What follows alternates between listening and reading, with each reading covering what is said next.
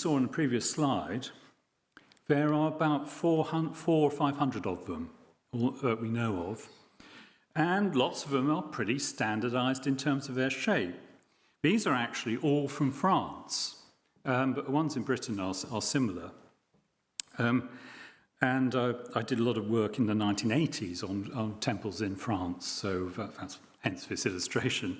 You can see they've all got pretty standardized plans, and we'll have a look to see where this plan comes from in a moment. But some of them are much simpler. Here is one near Oxford, a place called Wood-Eaton, and you can see the component parts of it here. You've got the central square, which is the tower. You've got the outer bit, which is the portico, and you have a thing in the middle, which is a plinth for where you put the statue or something like that.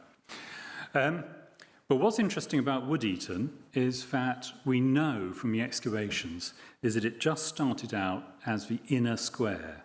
So it was a tower on its own, and they added the portico later. So these are very simple shrines, basically. They're quite small, and as I say, there are lots of them.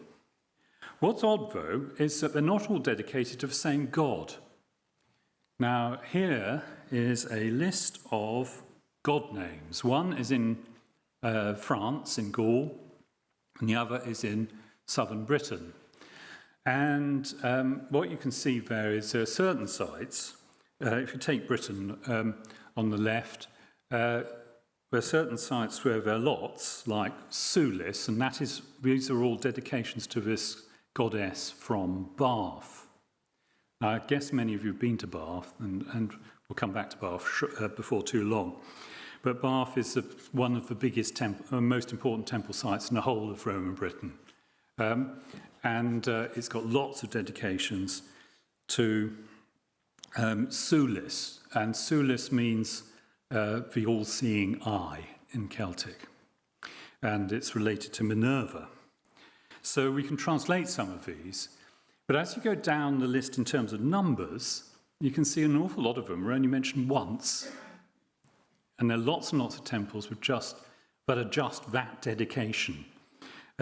So we get, for instance, Cunimaglos, which is actually at a site in Wiltshire, and Cunimaglos means hound prince, or Cuda, which means the dove, and that's and may give its name to the Cot part of Cotswolds.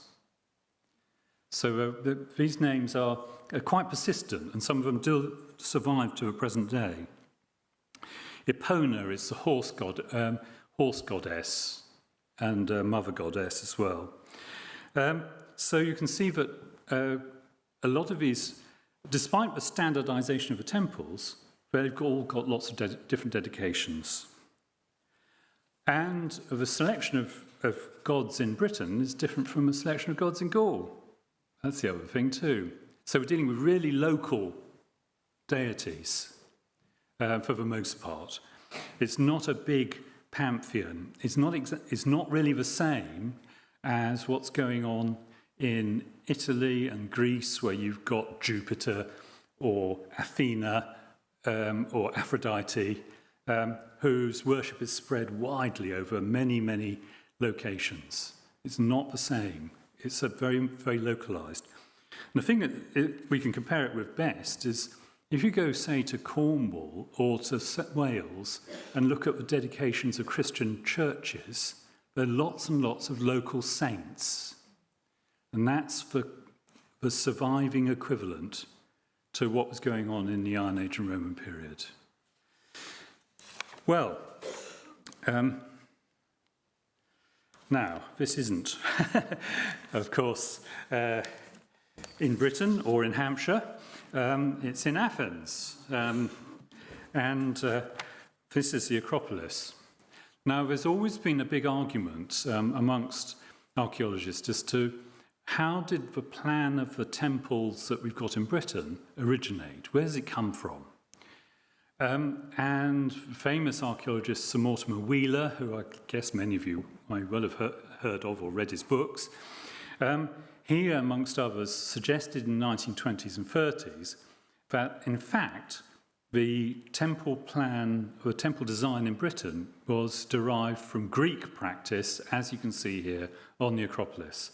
In other words, because the Parthenon has got a building in the centre there, which is currently being reconstructed. And that building in the centre is for Keller. It's got exactly the same word and the same usage as the buildings in Britain. And then we've got this forest of columns going all the way around the outside of it. And so that is what we assume is the standard design, and we get it in the West. The most westerly temples of Greek design are in places like Marseille in the south of France, and in Ampurias or in Spain near Barcelona. And Wheeler suggested that that was the inspiration for people in further north in France and Britain, Gaul, to actually build temples of similar design, but much smaller. But there's a big time gap, and there are problems with this interpretation. And what we now think is that the earliest structures are actually being built further north and are independently sourced, as it were. They're not derived from just copying Greek ideas. And at this point, we can come to Hampshire. And we'll look at this site for a bit, and we'll be coming back to it right at the end as well. I've been involved with Hayling Island for many years, right back to the 1970s, and we're still out there with currently doing a metal detector survey of Hayling Island itself, all around this temple site. And unlike the square buildings, it's actually circular, which is a common variation. There the sort of minority design is circular, the majority are square, basically, and there are a few which are polygonal, which I'll come on to a bit later on. But at Hayling, what we've got is the simple design. The tower is the circle. And we'll see some actual towers as they survive very shortly. And around it, it's got a thing that looks like a cloister. And that cloister is the portico. And then inside, between the space between the circle, which is the temple itself, is a courtyard. And that courtyard, when we started excavating it, it's got about 40 or 50,000 objects from it. So, including animal bones, bits of pottery, brooches, coins, and all sorts of things like that. And also, when we excavated it, we discovered that there was an Iron Age predecessor underneath what you can see there. That's what shows up in an air photograph. It's a so-called crop mark, and that is Roman in date, from about the middle of the 1st century AD onwards. But underneath it, going back another 100 years or more, is a wooden temple, and this is its plan.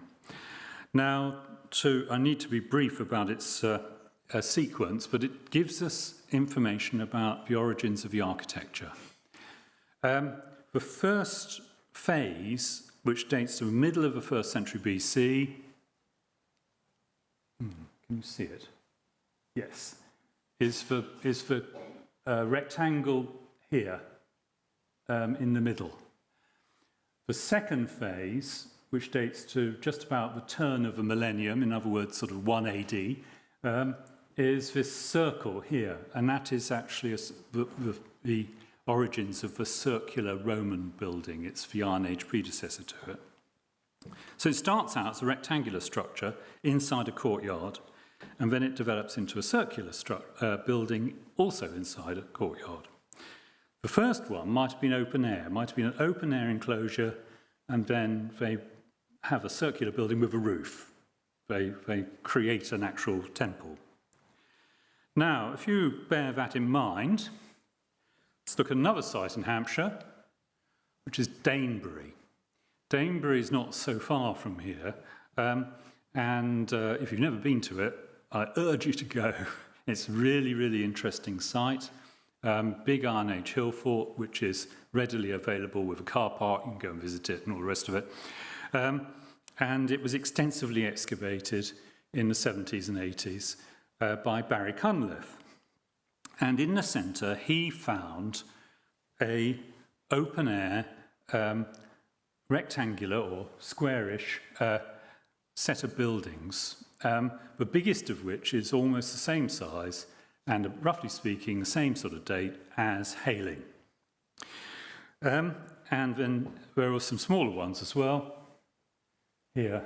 And these are the only rectangular or square-built buildings on this Iron Age hill fort. All the rest of them are circular roundhouses. So they got a religious purpose, at least we certainly think so. And comparing the plans, here we have 3 sites at the bottom. One is underneath one of the runways at Heathrow Airport. One is at Danebury and another is at Cadbury, South Cadbury Hill Fort in Somerset. Then at the top, we've got Hayling Island and the other site at Danebury.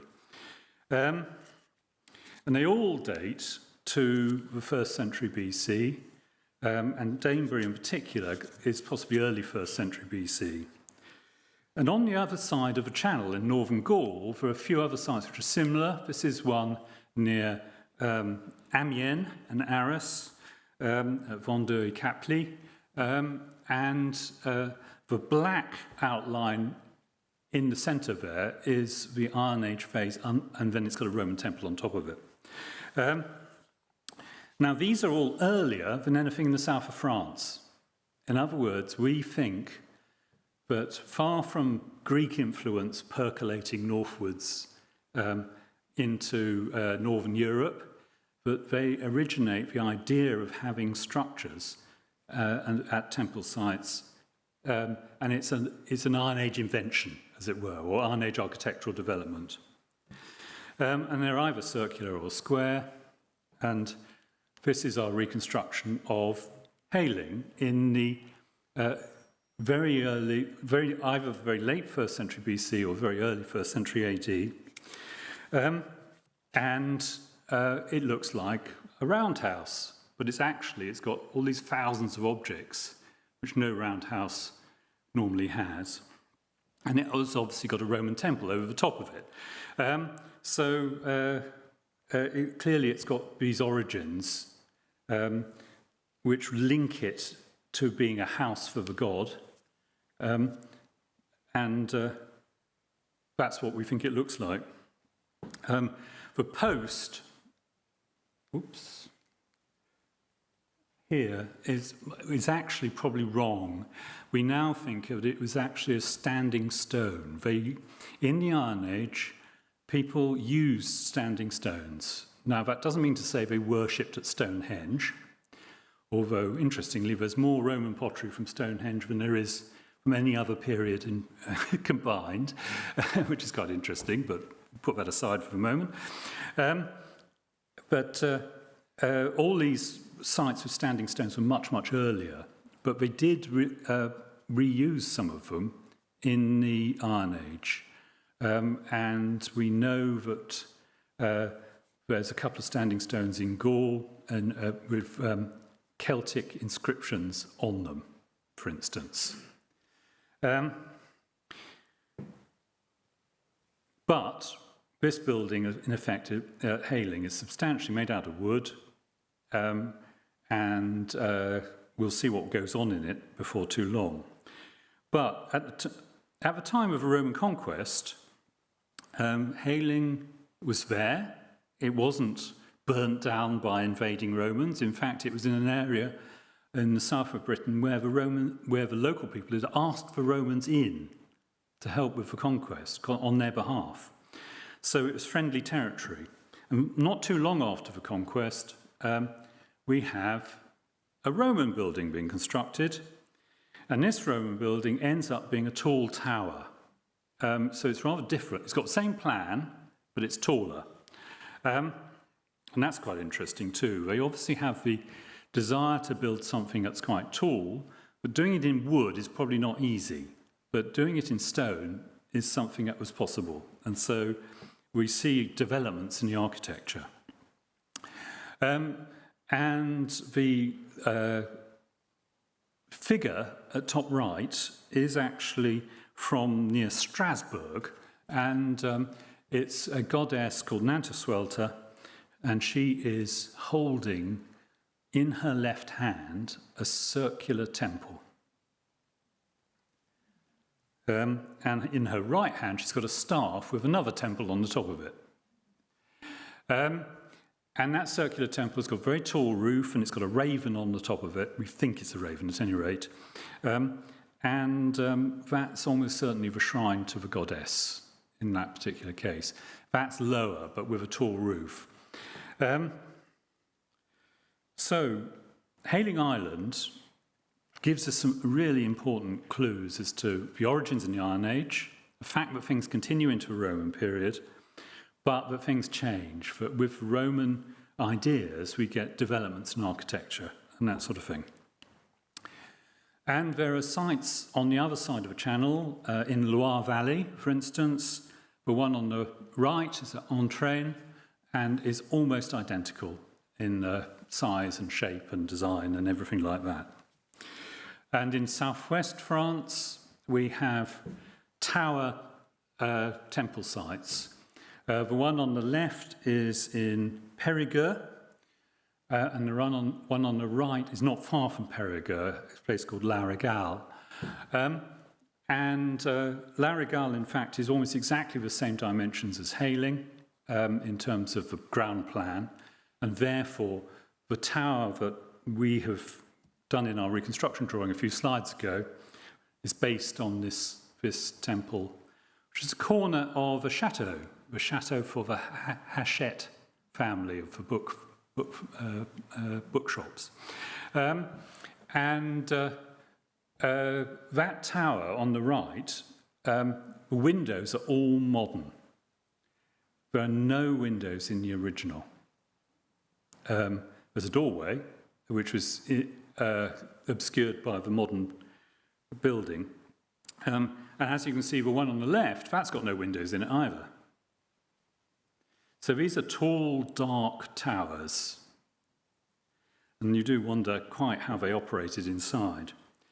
And if we return to Périgueux, this is how it's thought to be reconstructed, because it's got evidence for a colonnade or a portico going all the way around the outside of it, which is really massive. It's one of the big temples in the centre of the town, Roman town. You can see from the air photograph there that we have the tower, the circular tower, and it's collapsed on one side, and that's where the doorway was. So if there are any windows, that's where they would be. Now, the square ones, we also know are towers. Here's one near Orléans, and here's one at Autun, called the Temple of Janus. It's not Janus, it's not dedicated to Janus by any stretch of imagination. But here we have two sides of a massive tower. They're about 75 feet high, this one and the tower in Périgueux. So these are massive buildings, basically, and a unique design that you don't get anywhere else in the Roman world, only in Gaul and Britain and Germany. And again, this one in France, in Autun, you've got to take away virtually all the open windows because they were all actually blind arcades, blocked up windows, apart from very high up. again, this is a tall, darkish building with the image of a god inside it. It must have been quite mysterious inside and quite difficult to appreciate exactly what was going on. Here's a reconstructed temple in the south of, in the Black Forest area of Germany at Kempten, and this inside it, you can see top right there, the image of a god in Roman style. It's a sort of Mercury style god, and that is actually standing inside the building that you can see on the top left there. Now, what's interesting about Kempten is that Kempten has got a whole mass of temples all together. It's got one big one, which is the one we can see, and then, oops, if you look at the plan, that's the temple we can see reconstructed. These are all small shrines, and clearly you get lots of temples dedicated to different gods all together in a little group. The biggest of these is at Trier in the in Western Germany, where there are something like 20 or 30 temples all together in a group, and presumably are all dedicated to different gods. And you could go from one to the other and make a sacrifice or offering or something like that. As well as that, the other thing we have with these temple sites is that some of them are in quite out-of-the-way locations. And this brings me to a topic I want to finish with this evening, but a little bit later on, of course, which is to do with pilgrimage and processions and going to these sites at certain times of year. But just to anticipate that, this is near the River Severn, and it's on the Forest of Dean side of the, not that far from Gloucester. It's a place called Lydney, as you can see, and what it's got is a temple in its own courtyard, which is this here, and it's got the inner probable tower. It's a little bit different in design, and it's got a courtyard around it. It's got a massive bathhouse, and it's got what is regarded as a hostel for visitors to stay in. And there's an inscription from Lydney, which mentions that it's dedicated to the local god Nodens, and the inscription actually mentions that people clearly stayed there and perhaps slept inside the temple, and it's possible that these side niches are where people actually slept, and they had dreams, and the priests interpreted the dreams. There's a formula in Latin called ex somno iussu.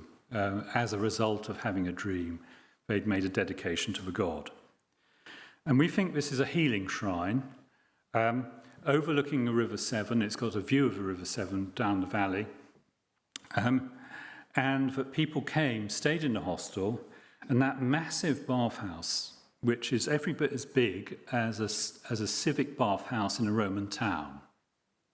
It's designed for lots and lots of people to have ablutions at the same time. And presumably people came here in festivals, in groups, as sort of pilgrims, effectively, for a cure in the temple site itself.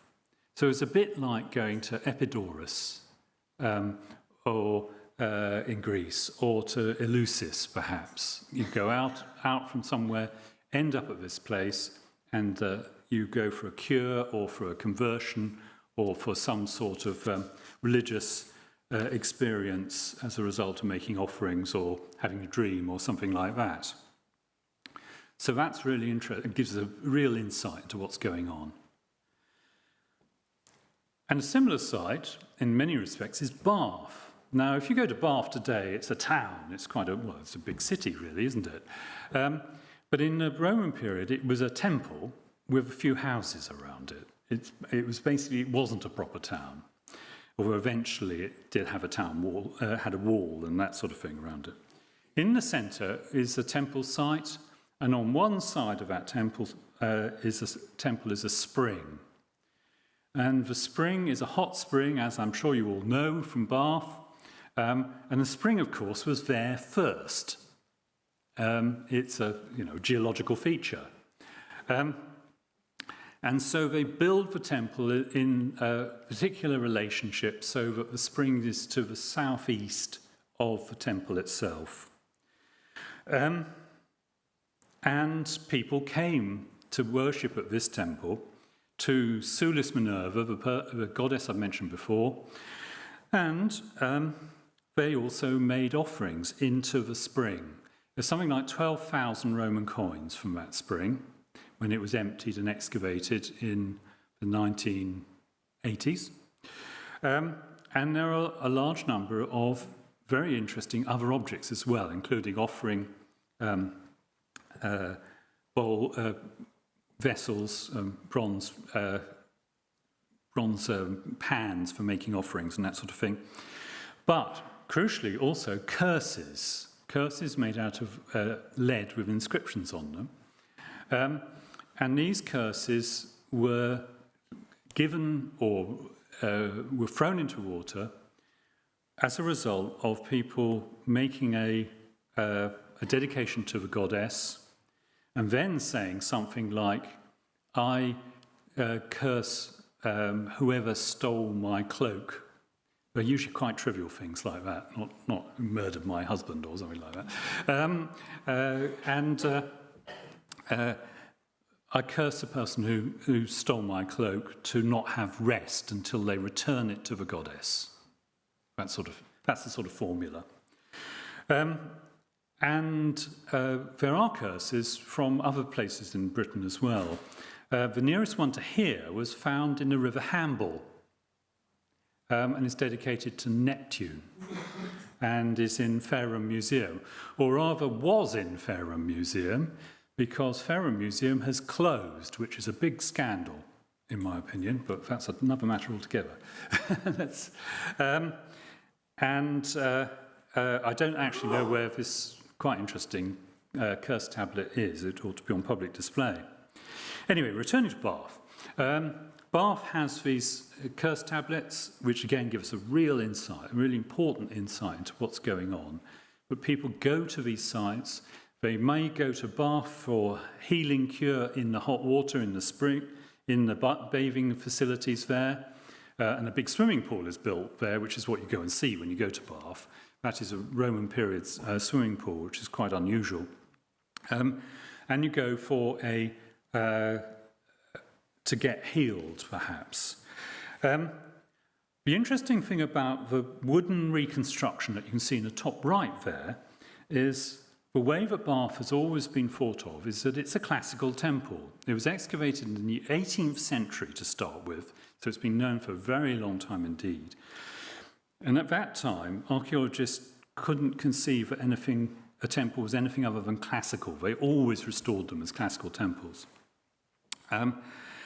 But more recently, we now think that the way the temple is organised and the fact that it's dedicated to a Celtic goddess means that it's almost certainly not a classical temple. And here are some alternatives. So, top left is the classical version. Top right is the version with a tower keller, as I've explained, being the standard form for one of these temples. What you might expect for a Celtic goddess.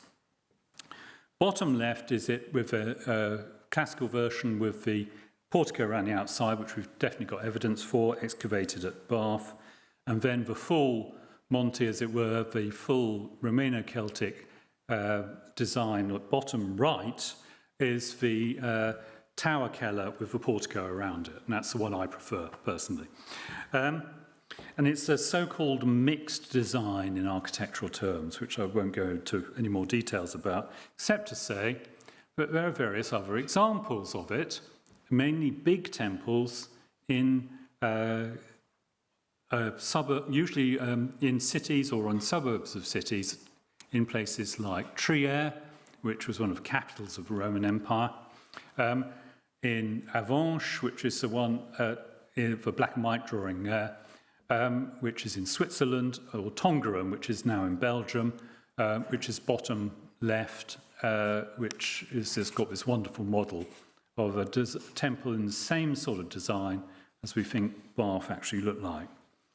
So if you go to Bath, you'll see it as a classical temple. That's what that's what a museum thinks it is. I don't think so, frankly. And the temples can be in all sorts of different places and take quite a lot of different designs. A lot of them are for people to go for bathing and a cure and healing, perhaps, of some sort. This is near Gloucester. It's a place called Great Whitcomb. And here we have, again, a place which was thought to be not what we now think of it. This was excavated in the early 19th century, thought to be a Roman villa. But what we now think it is, I won't try and tell you every last detail of a plan, but this is a computer reconstruction of that plan, and you've got an octagonal tower in the centre there with walkways leading to it and bathhouses on either side. And this has got the option for quite a lot of people to visit at once as well on this particular site. So again, it might be for pilgrims to come out of Gloucester and visit this place. So where are all these temples positioned? Let's have a look at the landscape now. Back to Tabard Square in London. This is a suburban temple. If you were coming up from the main access to Britain, which is Dover, you would come up Watling Street through Rochester, which is a Roman town, through Greenwich Park, which has got a Roman temple in it, past Greenwich Park, Blackheath, and all the rest of it, and come up the Old Kent Road, and you end up at Tabard Square. Yes.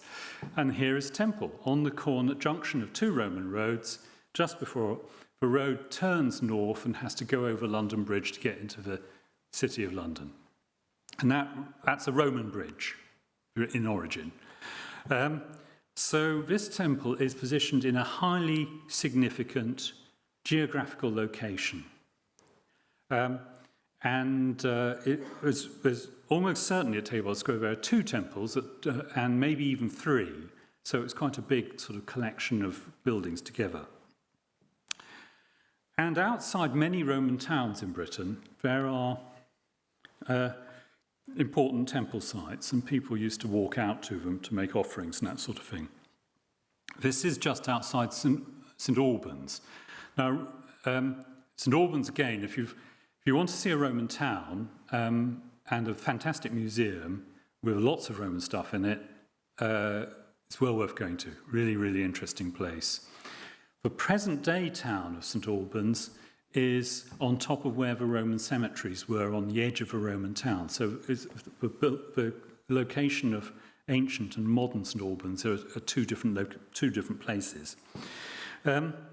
So in the Roman period, there is this Roman town, and then just on the hill to the north of it, there is a temple site, and it's a place called Folly Lane.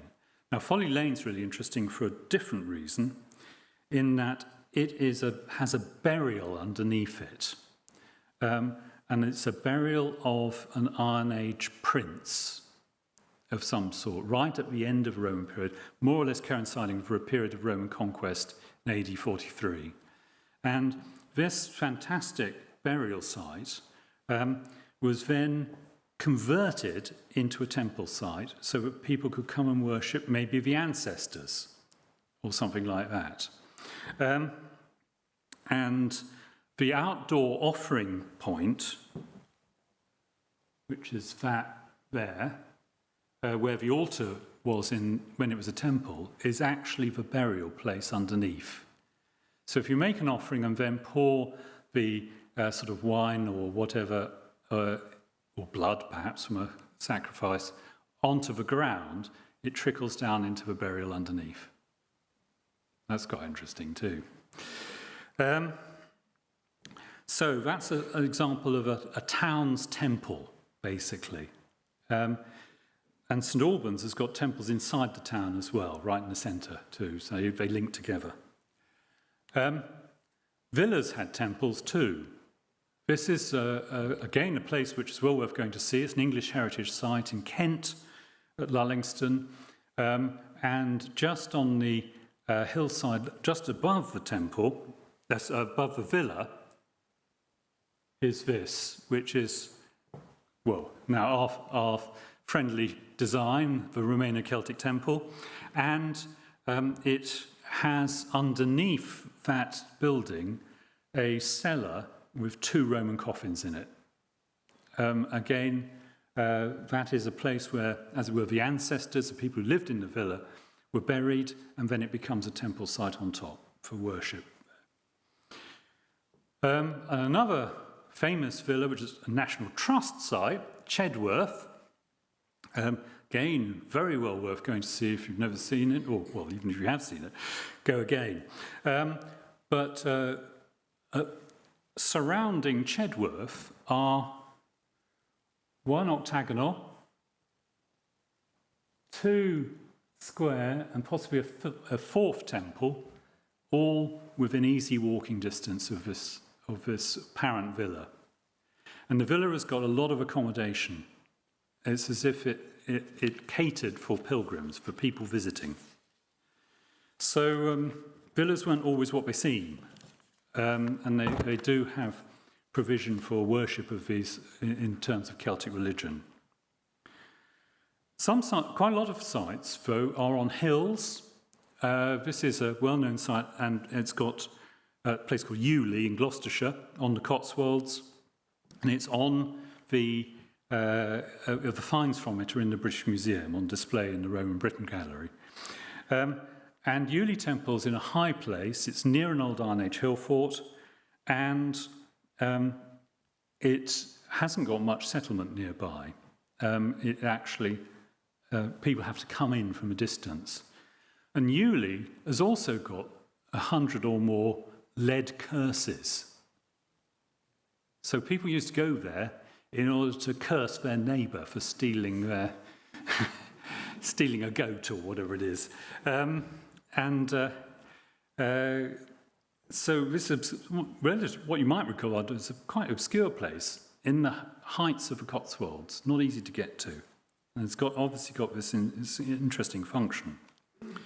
And Iron Age hill forts, which were obviously occupied in the Iron Age, in quite significant density of population, in little towns and so on, they're often abandoned in the Roman period. But the one thing that survives is religious buildings or worship or something like that. One of the best examples is Maiden Castle, again a place which is, if you've never been to, it's the best Iron Age hill fort in the whole of Britain. It's not that far from here, just south of Dorchester. And the Iron Age hill fort was abandoned at the time of Roman conquest, but that little square there is a Roman temple. It's mainly 3rd and 4th century AD, but in fact, in origins, it goes back to the time of Roman conquest. So it's related to what was the town of a group of people who lived in the hill fort, and then they all move, as you can see in the map, bottom right there. They moved to Dorchester, which is about a couple of miles away to the north. But actually, the little temple, if it's a tower, as we think it should be, it would have been visible on the skyline from people living in Dorchester, so that they would see it on the southern skyline as they look and could walk out to visit it.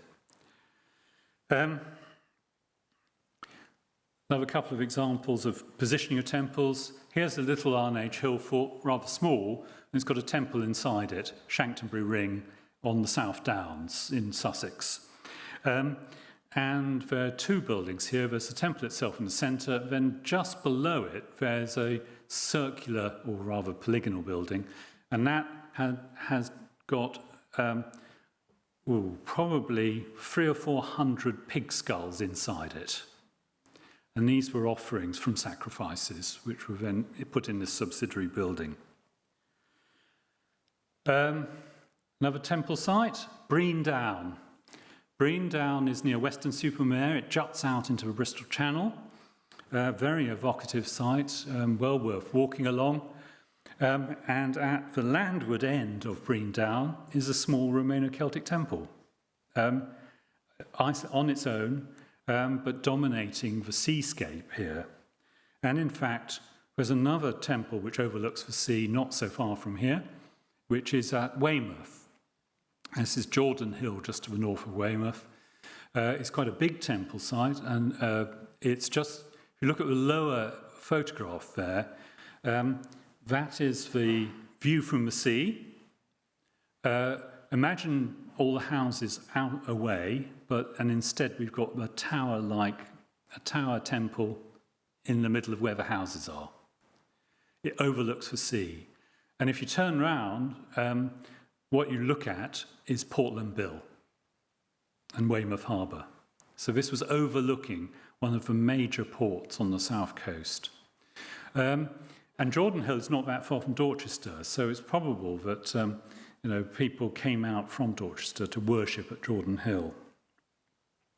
Okay, let's move on to a different topic now, which is what's in these temples in terms of feasting and sacrifices and that sort of thing. This is the other temple site in Hampshire which I've been involved with, and I will quickly mention that it's at Meanstoke. It's part of a villa, probably, and this rather peculiar-looking plan shows a hexagonal building just here, and that hexagonal building is a Celtic temple, or Romano-Celtic temple. Within the and there are baths next to it, and so on. We found it through geophysics in 2015 and excavated it since up to 2020, and it was a training excavation for University of Winchester students. And the hexagonal building itself is very unusual. I haven't got time to go into the significance of hexagons, but they relate back to Pythagorean geometry and that sort of thing, and numerology. It was a magic number, as it were, 6 sides. And there are about 15 or 20 hexagonal buildings in Britain in the Roman period, so they're very unusual. And we got 2 in Hampshire, one near Andover, which we'll see shortly, and this one at Meanstoke. But that building came into existence in the middle of the Roman period, around about 200 AD. But what you're looking at is the excavations as they go down underneath it, and underneath it was a horse skeleton in a ditch, and the red outline is a foal skeleton. The little red oval is the skull of the foal, and the bigger red oval is the rest of its body, not very well preserved. And you can then see the mare, the mother, quite well preserved. The foal was born, it's not inside the womb or anything like that, and they were probably both an offering. There was a male horse skull adjacent to it, just out of a shot of the photograph.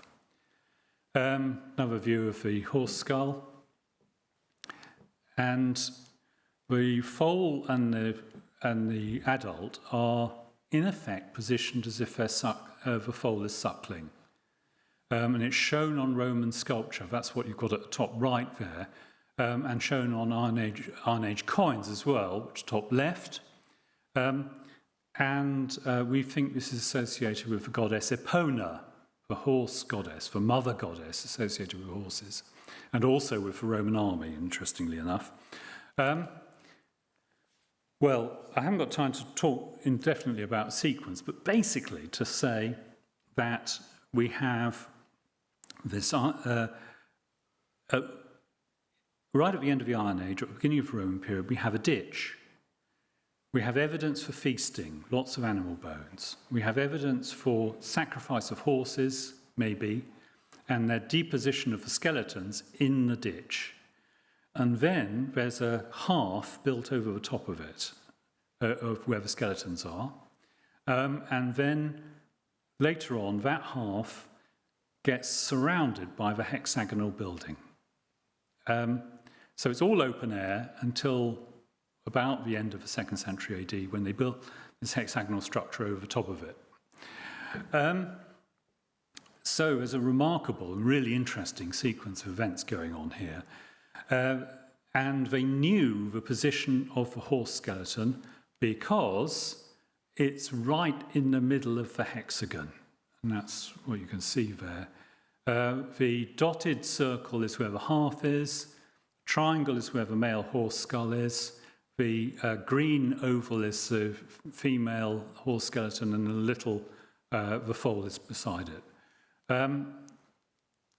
And if you take the diagonals of the hexagon, they meet over where the main horse skull was. So we knew where these things were, we think. And this is the other one in Hampshire, at Dunkirk Barn at Abbott's Ann, which is just south of Andover. This is in a Roman villa as well, and was excavated by Barry Cunliffe. And a few others in Britain. This is in, is it Northamptonshire or Rutland? Collie Weston Great Wood, at any rate, in the Midlands. And you can see a hexagonal temple, octagonal temple, and 2 circular ones. So a really interesting sort of little collection of Romano-Celtic temples. And you get them in Gaul as well. There's one in Jura there, one in Brittany, and there are other examples too. Bringing things to a sort of a close gradually. Obviously, I mentioned thousands of objects at Hayling, and we're back at Hayling Island now. Those objects are all deposited in, roughly speaking, same sort of area to the southeast of the actual building itself. And this is just a distribution of iron objects, things like knives and that sort of thing. That's in the Iron Age, last one. This is in the Roman period, same area as being used for deposition. And if we go to Bath, all those objects in the spring are also in the same relationship to the temple. And there's another temple site, a place called Wamborough in Surrey, near Farnham, which has got similar sort of thing going on. And obviously Bath is a clue here. The spring came first and the temple came second. So they positioned the temple in relationship so that they would have some sort of ritual going on, which meant that when they deposited things in the ground, maybe after making a circuit of a temple or something like that, they ended up at the southeast sector, and that's where they were deposited, either in the spring or in the ground, in the case of Hayling. And Hayling has got a large area around it, which looks as though it is also where people visited and where objects were left. And this is what I want to finish up with, the notion that there may have been a festival, a procession, and all that sort of thing, which came out from the local town, Chichester, ended up at Hayling Island, and they had seasonal festivities, probably in the autumn, at this particular location. And we've got other places where we know that this happened. This is Villers-Evreux in northern France, and that's the Roman town. And there's a specific Roman road leading to the sanctuary, which is almost as big as the town itself, at Evreux, and it's got this massive open space. These are the Roman buildings, all these brown things, going round the outside of a massive open space with the temples in the middle. And we think something like this is going on at Hayling Island. It's a slightly different arrangement, but it's got relationship to it.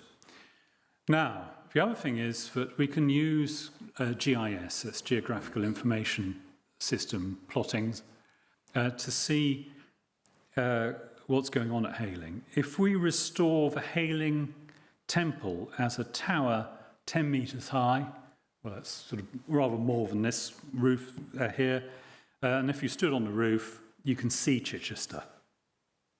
This is a view shed, this map, and everywhere that's not black is visible.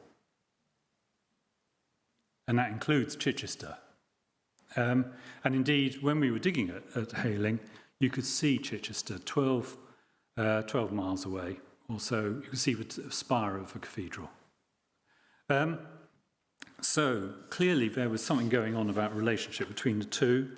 I haven't got time to go into all the ramifications, but we think that there was a processional route that came out from Chichester, which is on the right-hand side there, where the roads meet.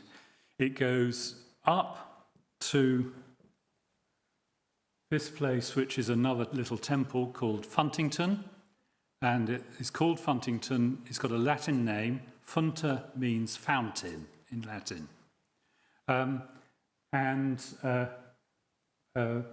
From there, go to another place, which is called Havant, and Havant is another Funta name. It was called Hammerfunta in the Saxon period, and again, means fountain. There's a spring right in the centre of Havant called the Homewell Spring, which still bubbles up with very pure water even today. And from there, any people on procession would go south. They have to cross a wadeway, which we'll have a look at shortly, and then get to Hayling, which is this triangle here. They also have to go past Fishbourne Palace, and it looks as though there's a link between Fishbourne and the elite, high-status sort of king, or whoever you want to call them, at Fishbourne and Hayling. They're built at the same time. They are built in the same style, possibly by the same workman. Yes, crossing to Hayling Island, this is that's a Roman road, comes down here, and this is the medieval wadeway, but we know it's got ancient origins. We're fairly sure about it here.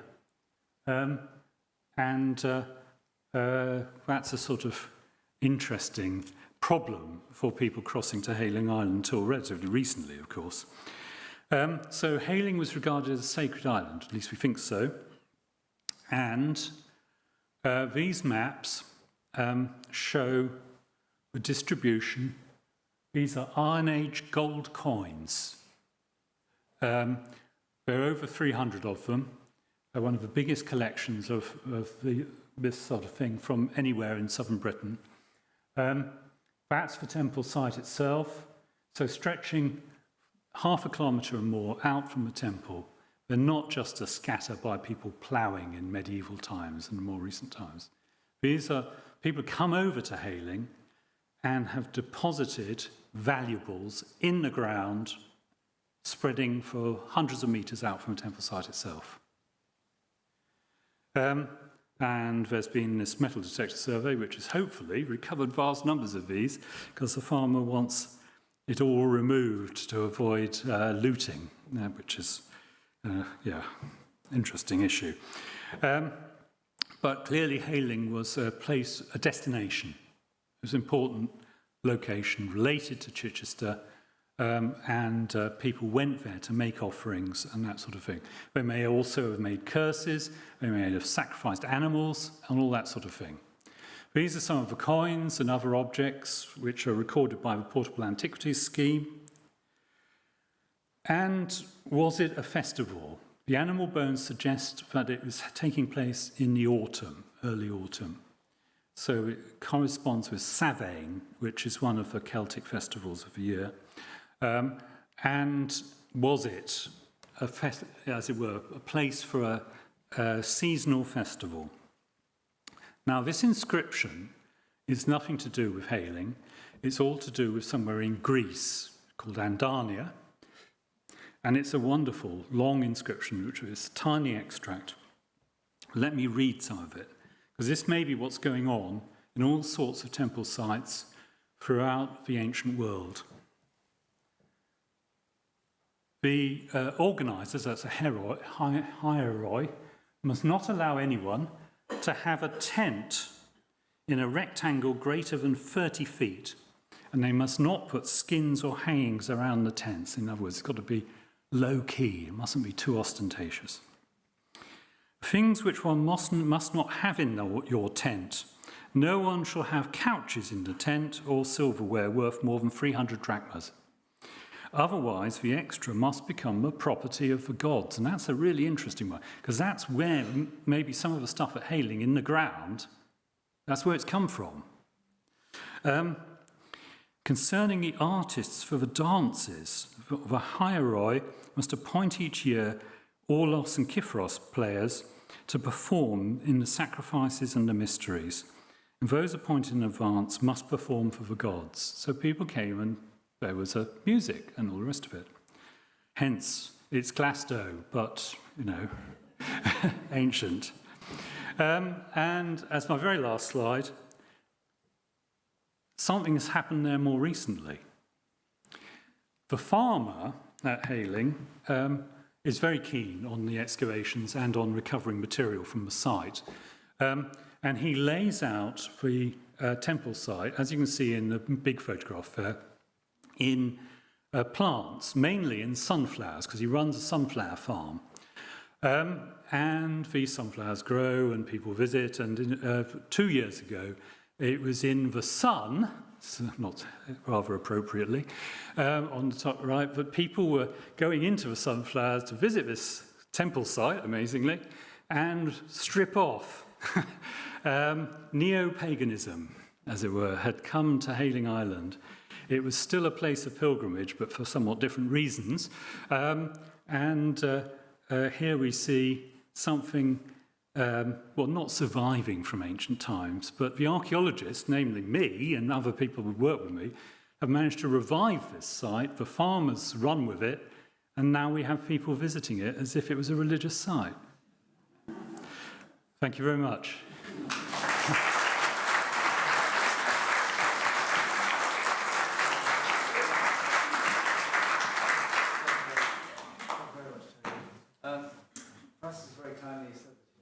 Questions, so if anybody would like to start a question. No, gentleman over there.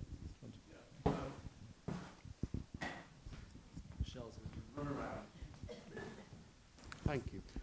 Was there any subsequent attempt by early Christians to Christianise some of these sites and maybe build over them or build adjacent to them? Yes, is the short answer. Ely, that site which is up on the hill, appears to have a 5th century or maybe 6th century phase when a possible church is built over the ruins of a temple. But it isn't the case for most of them, I have to say. Bath, of course, Bath Abbey is right next to the ancient temple site. And that may not be a coincidence. It might well be a deliberate attempt to make, because Bath Abbey is very ancient, maybe a deliberate attempt to create a Christian community there in what was once a pagan temple. At Hailing, that site gets demolished and it disappears. But some of the stones from the temple are incorporated into the foundations of North Hailing Church. So, things go on like that. Maybe it's not direct. It's not as if pagan temples were just reused as churches. That it doesn't really happen.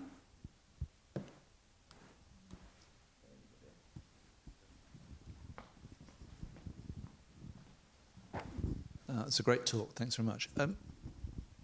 You mentioned that there were standing stones reused.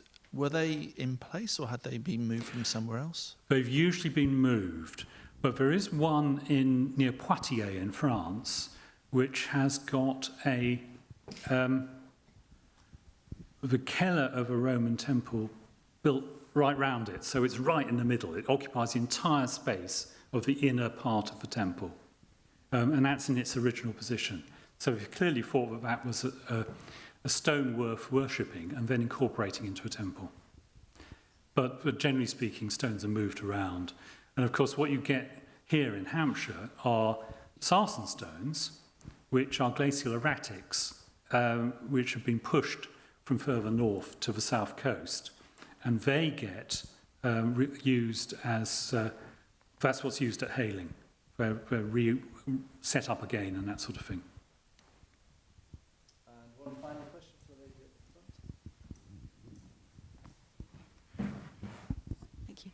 I just wondered, who do you think is paying for these pilgrimage sites? Right. And is it a business?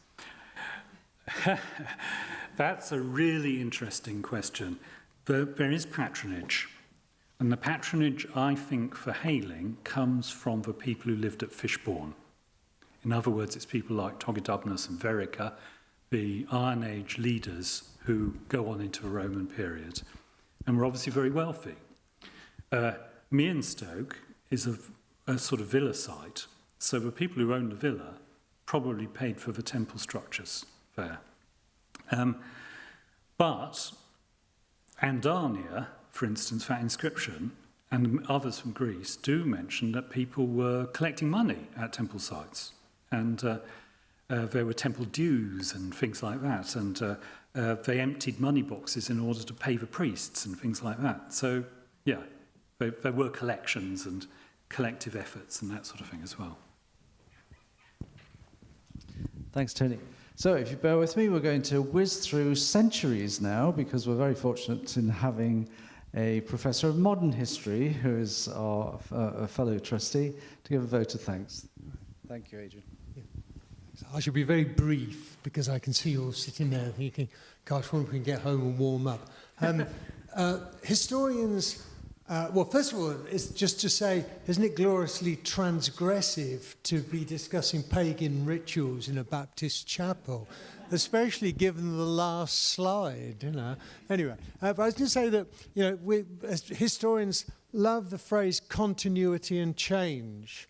And this is a classic example, isn't it, of continuity, of seeing the way in which, when the Romans arrived in Britain, it wasn't some dramatic watershed, but that in fact much of the culture, much of the life that preceded the arrival of the Romans continued on into this new period of history. And I think Tony has demonstrated that wonderfully tonight in the way in which he's explored an area which I'm sure I speak on behalf of most of you really knew very, very little about. So I think it would be great if you just joined me in showing appreciation for Tony for what was a splendid talk. Thank you very much.